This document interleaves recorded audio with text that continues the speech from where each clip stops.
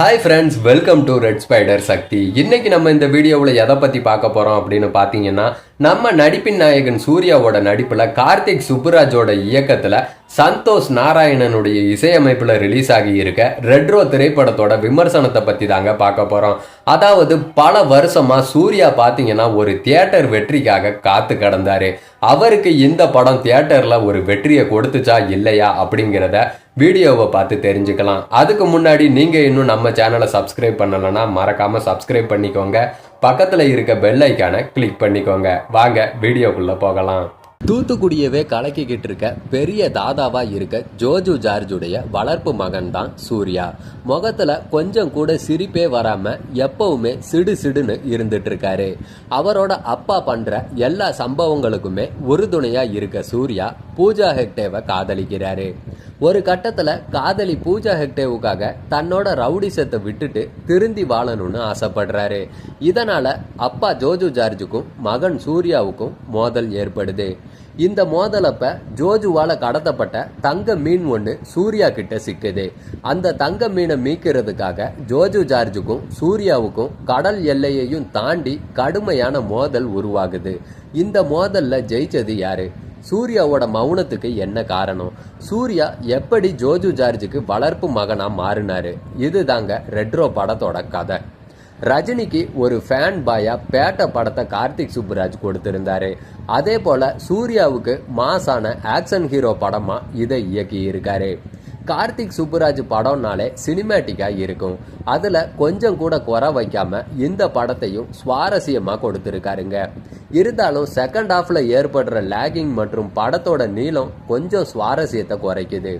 இருந்தாலும் கடந்த 10 வருஷமா நம்ம பார்க்காத சூர்யாவை இந்த படத்துல காட்டி அசர வச்சுட்டாரு. சின்ன வயசுல இருந்தே சிரிப்பே வராத இறுக்கமான முகத்தோட தாதாவா வலம் வர்ற சூர்யாவோட நடிப்பு மாசுன்னு தான் சொல்லணும். ஒவ்வொரு காட்சியிலையுமே தன்னோட ஈடுபாட்டை முழுமையா காட்டி நடிச்சிருக்காரு.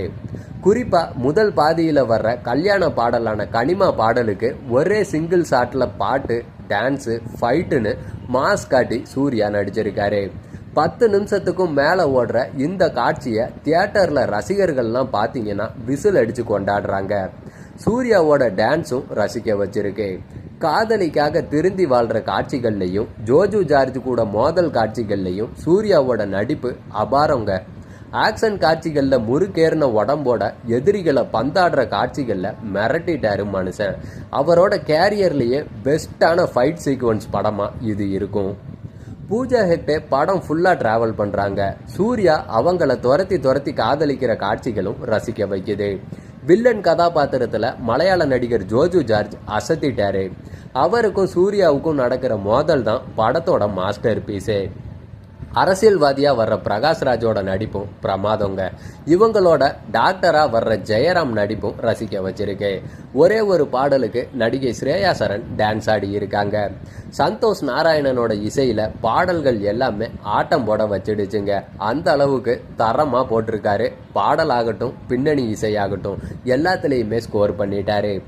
இந்த படத்தோட ப்ளஸ் மைனஸ்னு பார்த்தீங்கன்னா, தாதா வாழ்க்கை, தந்தை மகன் உறவு, அதனால காதல்ல ஏற்படுற சிக்கல்னு காட்சிகளை விறுவிறுப்பா நகர்த்தி இருக்காரு இயக்குனர் கார்த்திக் சுப்புராஜ்.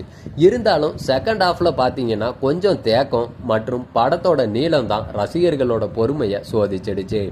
ஆனாலும் ஆக்ஷன் காட்சிகளும் இசையும் நம்மளை ஈர்த்திடுச்சுங்க. படத்தோட நீளத்தை குறைச்சிருந்தா இன்னும் ரசிக்கிற மாதிரி இருந்திருக்கும். வழக்கமான கார்த்திக் சுப்புராஜ் டெம்ப்ளேட் படமா தான் இதுவும் அமைஞ்சிருக்கு. சிங்கிள் ஷாட்ல பாடல், ஆக்ஷன் காட்சிகளை படமாக்கின விதம் ரசிக்க வைக்குது. 5 வருஷத்துக்கு மேல தியேட்டர் வெற்றிக்காக காத்துட்டு இருக்க சூர்யாவுக்கு இந்த படம் ஒரு மிகப்பெரிய வெற்றியை கொடுத்துருச்சுன்னே சொல்லலாம்.